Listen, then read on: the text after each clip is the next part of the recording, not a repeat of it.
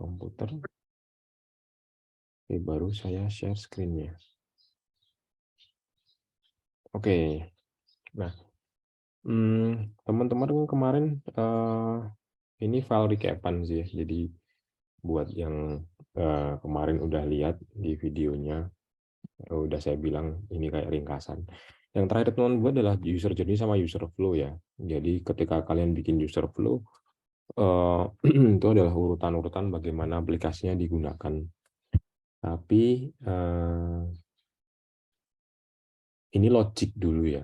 Logic, oh habis ini nanti stepnya ini, stepnya ini, stepnya ini. Logic banget dulu, meskipun bisa aja ketika merancang user flow itu belum ada gambaran pasti di layarnya ada apa gitu. Mungkin bisa semacam itu. Nah, next, teman-teman tugasnya adalah mulai membuat tampilan ininya, tampilan detail-detail di dalamnya. Itu mau isinya apa saja, informasinya, kemudian tombolnya posisinya di mana. Nah, sebenarnya kalau kita merujuk pada ini, yang namanya The 5 Elements of UX, bahwa tahap-tahap perancangan itu justru dimulai di yang teman-teman lakukan sekarang ada di skeleton ya nantinya ya. Setelah structure, jadi udah mulai punya bayangan halaman apa gitu. Tapi kemudian ke skeleton. Dan ini memang ini dikembangin buat halaman website sih. Nah, kalau buat aplikasi bisa aja mungkin tahap-tahap structure atau itu tuh halamannya nggak sebanyak website ya. Kalau misalkan kalian bikin website kan penting punya structure yang detail banget dulu. Apps bisa juga seperti itu. Tapi kalau misalkan aplikasi kalian itu baru MVP banget, alias belum banyak banget ininya, belum banyak banget fitur-fiturnya, dan baru menyelesaikan satu permasalahan utama dari pain problem utama dari user sekalian, jadi bisa aja step-stepnya sederhana banget gitu. Kayak contoh waktu dulu saya bilang, oh ada ini nih, ada tugas satu kelas sama aja semua aplikasi tentang gimana bikin program aplikasi untuk absen online. Jadi kita mau menghindari nitip absen, tetapi tanpa ada tanpa harus si kampus nambah hardware lagi. Jadi waktu itu idenya adalah kalau di BINUS tuh kuliah mahasiswa bawa kartu nih, masuk kelas tuh kartunya di tap, baik kartu atau baik mahasiswa atau dosen, sehingga mereka udah nggak ada absenan manualan, cukup masuk kelas di tap aja semua gitu. Dan nanti ada time waktunya kapan masuknya dosennya 15 menit lebih nggak boleh kuliah gitu, harus pindah jadwal. Sehingga memang disiplinnya tinggi banget sih kampus swasta sih ya. Nah, cuman kan kalau mau mengaplikasikan itu kampus harus beli mungkin infrared reader ya, scanner, sorry. Nah, yang pengennya adalah kita bikin aplikasi yang tanpa harus ada itu. Nah, waktu di tahap karena tujuan aplikasinya cuma as simple as that, jadi bisa aja orang dari awal mikirnya langsung ke user flow ini. Oke, jadi mungkin penggunaannya nanti akan seperti ini deh. User skenario-nya, misalkan user journey-nya adalah mahasiswa datang ke kampus, nah oke lah. Terus flow-nya kurang lebih adalah, oke, klik klik di layar akan muncul, sorry, di journey-nya, di layar ini dosen mau ngajar mungkin keluar QR, terus kemudian mahasiswa ngeluarin ponsel, kemudian nah habis itu baru kayak flow-nya di aplikasi sih. Mahasiswa klik ini, kemudian muncul, udah selesai dalam berapa detik itu selesai gitu. Nah, bisa semacam itu sih. Gitu, flow-nya bisa aja sesederhana itu ketika memang aplikasinya sederhana. Dan makin pendek alur tersebut makin baik sebenarnya. Jadi artinya mengurangi obstacle sekali, ngurangin barrier yang muncul ketika orang pakai aplikasi tersebut. Nah, setelah teman-teman ngerancang user flow-nya, ada satu tahap yang udah bisa mulai teman-teman buat ngetes sih sebenarnya aplikasi tersebut bisa dipahamin orang atau enggak, atau udah mulai dapat feedback dari entah itu pengguna, entah teman satu tim kalian gitu. Nah, jadi di tugas selanjutnya teman-teman mulai merancang ini wireframe. Nah, wireframe itu apa sih? Pada dasarnya dia ini adalah blueprint ya, blueprint dari aplikasi yang teman-teman coba buat gitu. Jadi pada dasarnya dia outline, ini ditulis ya, a basic to the outline that gives you an idea of the elements and features that will appear in the final apps. Sama sih, karena sebenarnya balik lagi ke sini, sorry. Di 5 elements of UX, di awal kalian sudah nentuin fungsinya apa, content requirement-nya apa, di tahap scope. Strategi itu kan gimana kalian ini toh, tujuan dari aplikasinya apa, misalkan udah ketemu pain problem tuh di situ. Udah ketemu users persona yang dia punya users need, yang kalau di istilah UI UX kita sebut pain problem. Nah, habis itu kalian udah nentuin fungsi aplikasi ini apa. Kalau udah ada fungsi ini aplikasi apa, kontennya apa, fungsinya gimana, fungsinya apa aja. Oh, dia punya scan buat kamera, oh dia punya ini untuk itu, dan seterusnya. Habis itu ada structure sama skeleton. Nah, ini yang kalian buat strukturnya. Basic to the outline that gives you an idea of the element and features that will appear in the final apps. Jadi ntar udah kelihatan tuh halaman ini bakal elemennya apa ya, terus feature-nya apa halaman ini ya, gitu. Nah, biasanya nanti, sorry ya, kadang posisi duduk saya nggak pas, jadi pas gerak sakit. Nah, biasanya orang bikin, ketika udah sampai di tahap wireframing ini, nanti ada dua istilah tuh yang biasa dikenal, ada low fidelity wireframe sama ada high fidelity wireframe.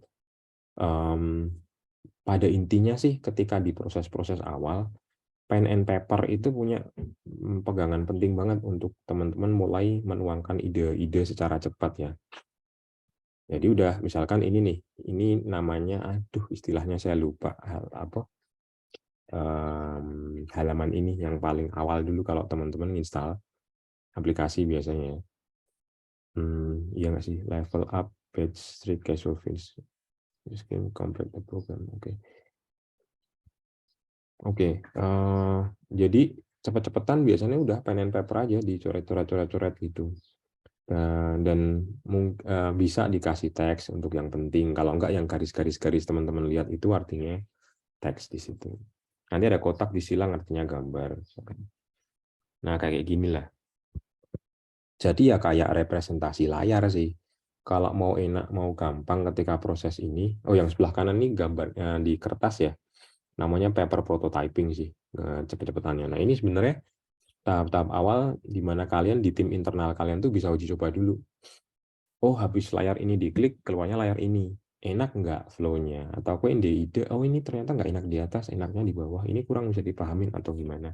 Oh, di sini ternyata butuh fitur ini juga, ini butuh ini, itu. Nah, itu bisa dilakukan dengan cepat sebenarnya dengan kalian melakukan paper prototyping. Jadi mungkin gampangnya, biar gampang aja sih. Pada dasarnya kan kita ini ada ini teman-teman ya. Ada 2 operating system di mobile phone saat ini yang paling gede. Ada sih lainnya nggak sih? Saya nggak. Karena udah pada berguguran ya. Jadi akhirnya cuma ada 2, iOS atau Android. Dulu jauh lebih ramai lagi ya. Ada OS, ada Wear OS saya pakai cukup lama, ada mobile phone.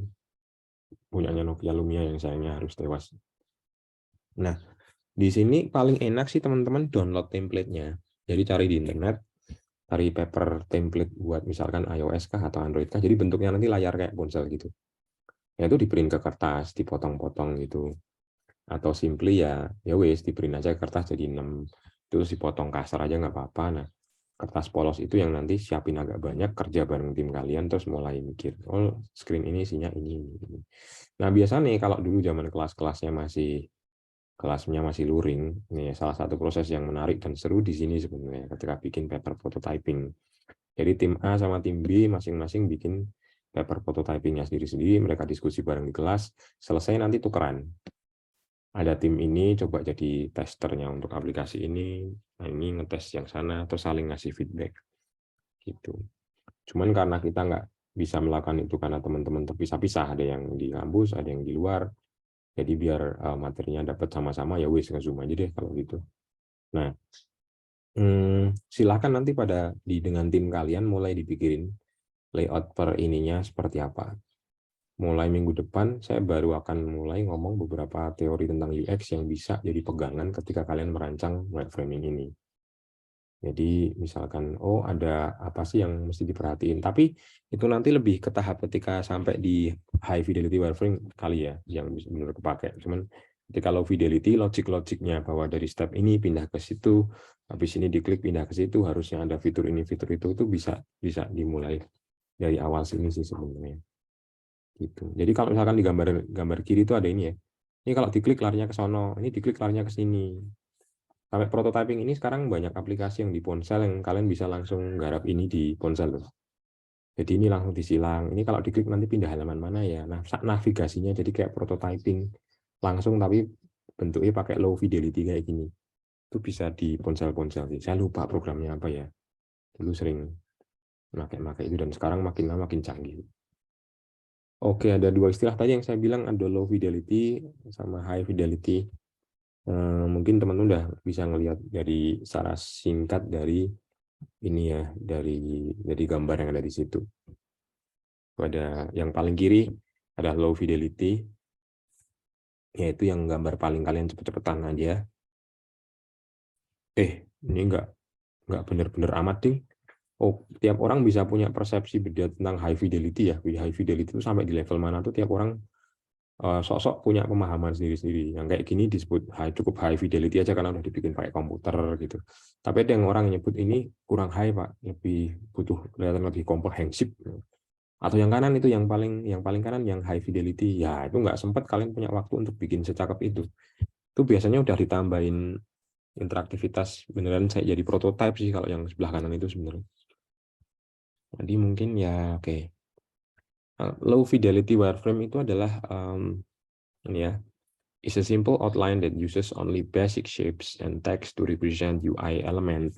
They act as the initial blueprint or skeleton of the app, showing the core features and roughly where they are in the UI design.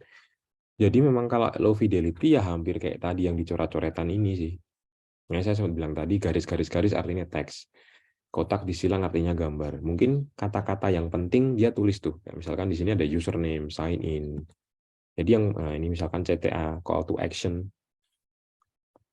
Ada dia bilang logo di situ, dan jadi yang beberapa poin yang penting mungkin bisa tetap ditampilin ya. Terus beberapa yang lainnya bisa dicoret-coret dengan gambar-gambar yang secara umum orang-orang UI UX design punya kesepakatan yang sama, ini adalah itu kayak gitu sih. Ini low fidelity wireframe paling cepet sih pen and paper kayak gini. Saran saya pen and paper dulu aja low fidelity itu. Bikinnya cepet-cepetan aja karena untuk ngumpulin ide sebanyak mungkin secepat mungkin ya pada intinya dia. Oke. Terus ada high fidelity wireframe. Nah, kayak gini mungkin ya. A much more detail and often include design element like colors, font, and image. Yang jelas dia biasanya kalau udah sampai high fidelity biasanya memang dibikin pakai komputer ya. Tetapi memang belum sangat well polished. Misalkan kayak gini, yang di space stuff itu yang paling kanan tuh kan udah ada ini, udah pakai gradient, udah cakep banget sih kalau itu. Ini cepet-cepetan aja. Here are two side by side. Oke. Kapan masing-masing diperlukan? Wah, ini benar-benar ini. Ini benar-benar gambarin step-step tadi kalau saya bilang. Ini yang paling kiri low fidelity wireframe. Jadi kadang memang benar-benar se-rough dan secepat itu. Kemudian yang kanan high fidelity. Udah ada logo, ada welcome-nya, udah nggak disilang-silang ya. Dia cuma kasih. Itu kan secara default itu logo gambar tuh. A small river named Duden flows by their place and supplies it with the necessary. Oke. Kalau di tahap high fidelity, kadang-kala teks-teksnya itu udah kebaca, guys. Dia bukan lagi teks yang lorem ipsum dolorsit amet kayak gitulah, tapi udah kelihatan. Kenapa sih di high fidelity kelihatan? Karena dia harusnya sih kalau dikasih lihat ke orang udah bisa nangkap ide yang mau dibikin kalian apa nih, aplikasi soal apa nih. Jadi kalau mau dilakukan user testing, even itu belum diprototypekan misalkan, itu mungkin orang udah bisa nangkep. Jadi misalkan ini di print doang ya, misal di print doang terus kasih lihat ke orang, menurutmu gimana ini, kalau ini diklik ntar ngelirik mana. Nah itu udah orang udah bisa nangkep gitu loh, dari misalkan di print dari paper prototype tapi prototype-nya pakai high fidelity, itu orang harusnya udah nangkep ini aplikasi tentang apa. Jadi udah nggak pakai nggak pakai lorem ipsum dolorsit amet lagi di situ tulisannya. Dia memang harus, cuman memang mungkin belum well polished. Nah, Kalau di sebelah kanan ini yang ada Ventura, welcome, get started, login. Nah, ini biasanya kalau udah well polished gini, mesti udah ditambahin sama interaktivitas. Jadi kalau tombol ini diklik, dia lari ke halaman mana. Di back lari ke halaman mana. Ini di swipe gambarnya apa. Itu biasanya udah kayak gitu. Nah, kalau sudah ada interaktivitas, statusnya namanya sekarang adalah prototype. Balik terserah tadi si prototipe ini udah mau dengan tingkat detail seperti apa gitu. Sorry. Bentar.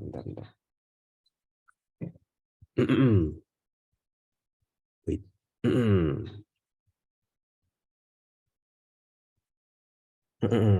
Sorry.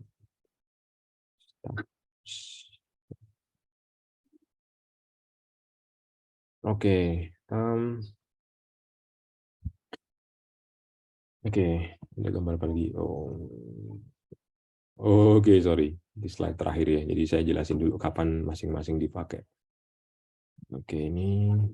Wah, ini tuh gambar yang benar-benar step by step-nya lebih kelihatan lagi dari mulai low fidelity-an, ada kayak gini, terus di high sampai sing paling kanan mungkin lebih well polish ya, terutama udah pakai warna-warna tuh. Nah, kalau udah high fidelity udah bisa mulai masukin unsur-unsur warna sih sebenarnya. Warna, font yang mau dipakai apa gitu. Nah, balik lagi ke tadi kapan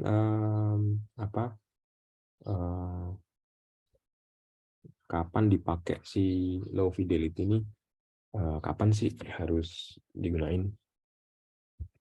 Oke, jadi tadi beberapa kali saya sebut berkali-kali ya bahwa yang namanya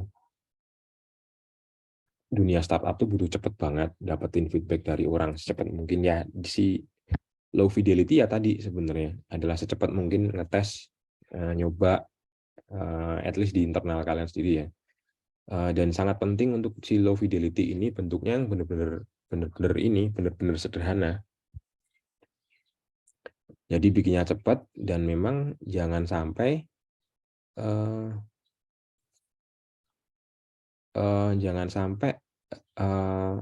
kelamaan bikinnya, ngabisin waktu, ngabisin resource. Tapi meskipun demikian, sangat penting juga dipahami jangan sampai low fidelity itu terlalu sederhana sehingga tim kalian nggak paham ini apa. Itu juga penting sih. Jangan sampai cuma coret-coret apa sih gitu. Jadi perlu juga untuk bisa dipahamin dengan gampang ya. Nanti untuk itu, untuk butuh cepet-cepetan, secepat mungkin tahu untuk ngecek ini itu, tapi juga sekaligus secara fungsi dia jangan sampai nggak dipahamin gitu. Nah, kalau si high fidelity tadi seperti yang saya bilang, karena dia udah bisa mulai masukin warna, udah mulai bisa mikirin fontnya, terus tadi udah nggak boleh berupa lorem ipsuman lagi gitu misalkan. Jadi dia sudah harus bisa misalkan dikasih lihat ke orang luar untuk ngetes tuh harusnya udah bisa ditangkap gitu. Low fidelity ini kadang yang sederhana sekalipun tuh kadang ini ya, kadang udah sangat bermanfaat banget misalkan di aplikasi kayak Twitter misalkan. Dulu bahkan di awal-awal tahapnya tuh mereka masih benar-benar pen and paper doang di tim internal mereka untuk nentuin apps-nya mau seperti apa. Jadi saking tadi ya butuh cepet-cepetan sih. Jadi benar-benar pen and paper gitu yang benar ini isinya ini, nah ini gitu. Coret-coretan tok tuh udah bisa jalan gitu. Oke, untuk garis besar high fidelity sama low fidelity saya pikir teman-teman bisa nangkep ya. Jadi poinnya low fidelity adalah cepat, tetapi jangan juga terlalu sederhana sehingga justru nggak dipahamin ini apa gitu. Karena penting buat tim internal Anda juga tahu ini apaan sih. Kemudian high fidelity udah mulai ada warna, fontnya nggak boleh lorem ipsuman lagi. Yang bahkan kalau ini mau dikasih lihat ke orang, misalkan di luar circle kalian buat sekedar, kamu tahu nggak ini aplikasi? Mereka udah harus bisa nangkep ini ide aplikasinya soal apa gitu. Sehingga mereka bisa mulai ngasih feedback, even itu mungkin baru paper-paperan. Terus kalau dia udah lebih dipolish lagi, lebih cakepan lagi ya, dan kemudian sudah ditambahkan interaktivitas yang udah diklik bisa pindah, klik bisa pindah. interaktivitas itu nggak berarti well polished soal animasi juga loh ya, karena kan software prototyping itu kadang terbatas animasinya ini itunya. Tapi at least itu udah, kalau udah ada interaktivitas itu sudah bisa dianggap sebagai prototype. Software prototipenya banyak. Nah, teman-teman nanti silahkan dengan tim kalian sendiri-sendiri mulai dipikirin setelah punya user flow kemarin ya, coba dibikin low fidelity-nya deh, dicoret-coret, nanti hasil habis ini diklik lari ke sana, ke situ dan seterusnya. Mulai disiapin. Oke, mungkin biar saya nggak panjang-panjang, kurang lebih kayak gitu ya. 25 menitan. Sorry Pak, 20 menitan materinya, biar kalau ntar di video buat dilihat teman-teman lain juga nggak terlalu panjang. Oke, itu tugasnya, mulai siap-siap bikin low fidelity. Minggu depan saya akan mulai ngomongin soal ini ya, pengantar soal UI sama UX. Jadi beberapa prinsip UI yang bisa diaplikasikan, karena nanti sederhana-sederhana aja sih. Jadi misalkan kayak prinsip buat dia harus konsisten di apa aja sih, gitu-gitu sih. Oke, saya akan stop share dulu. Nah iya, mana?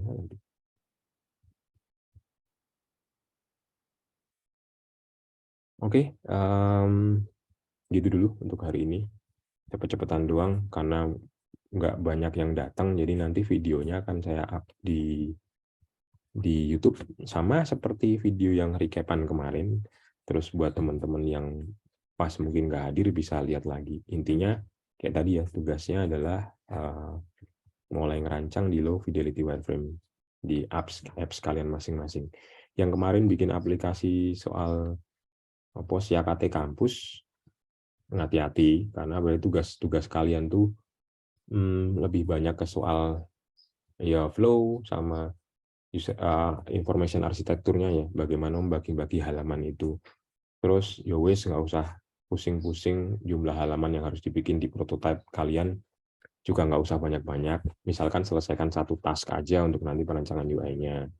Terus teman-teman sementara itu sambil nanti kalian mikir UI UX-nya mau seperti apa, karena udah mulai masuk ke ini ya. Silahkan teman-teman juga mulai berpikir soal identitas aplikasi kalian.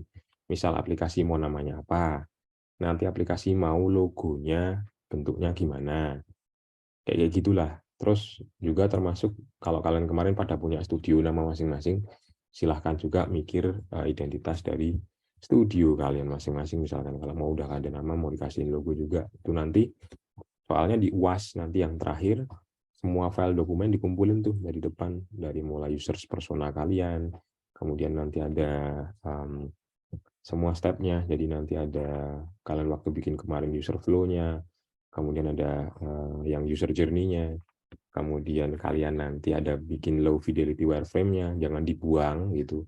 Jadi misalkan kalian coret-coret di kertas, dokumentasikan aja untuk bagian dari nanti laporan di UAS-nya. Jadi UAS-nya nanti jadi satu file PDF gitu banyak. Terus sama ada prototyping. Sama nanti berarti sama desain UI yang ketika dia final udah jadinya. Terus sama nanti link untuk prototyping-nya. Terkait untuk prototyping, silahkan teman-teman silahkan berembuk dengan timnya masing-masing ya. Jadi kalian mau pakai prototyping sama ininya apa, misalkan oh ya wis nganggo Adobe XD aja misalkan, ya monggo. Karena mungkin kalian terbiasa sama produk-produknya Adobe ya, jadi yang udah biasa pakai Illustrator misalkan untuk ke XD, mungkin tools drawing dan macam-macam UI-nya nggak terlalu berbeda, sehingga untuk melakukan adaptasi dan perpindahan itu gampang gitu. Jadi monggo. Atau kalau ada yang mau Figma-Figmanan lah, sok-sokan biar kayak yang di luar sana rame-rame kalau UI UX misalkan, biar bisa teamwork juga, Figma lah gitu. Kalau mau seperti itu ya monggo, karena mungkin di kelasnya Pak Ranu yang desain web juga disuruh pakai Figma kalian ya untuk prototypingnya. Itulah. Oke, kalau ada pertanyaan nanti boleh di-post ke grup misalkan, biar yang tahu rame-rame satu grup semua. Kesempatan hari ini di freelancing ini saya cukupkan dulu sekian. Jadi nanti akan saya post videonya di grup kita. gitu dulu ya. Oke, saya cukupkan dulu sekian, teman-teman semua. Terima kasih, selamat siang. Terima kasih, Pak. Makasih, Pak.